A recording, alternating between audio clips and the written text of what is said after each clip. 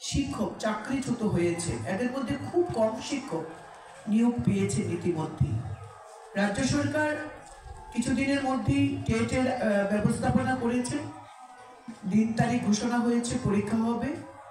গুণগত শিক্ষা প্রদানের ক্ষেত্রে টেট অত্যন্ত গুরুত্বপূর্ণ। রাজ্যের মাননীয় শিক্ষামন্ত্রী অর্থাৎ রাজ্যের মাননীয় মুখ্যমন্ত্রী টেট পরীক্ষা ঘোষণা করেছেন এবং শিক্ষক নিয়োগ করা হবে। আমাদের এই স্বল্পতা, এইরকম সিচুয়েশন থাকবে না, আমরা সেই সমস্যা থেকে উত্তরণ করতে পারবো, গভীর আস্থা রাখছি।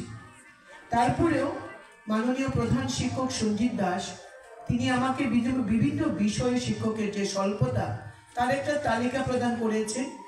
আমি ডাইরেক্টরের সঙ্গে কথা বলেছি এবং মাননীয় মুখ্যমন্ত্রীর সঙ্গেও কথা বলেছি। আমরা আগামী ফেব্রুয়ারি মার্চের মধ্যে অনেকটা হলেও এই সমস্যা থেকে আমরা মুক্তি পাবো, এই ভরসা রাখছি রাজ্য সরকারের কাছে এবং শিক্ষা দপ্তরের কাছে।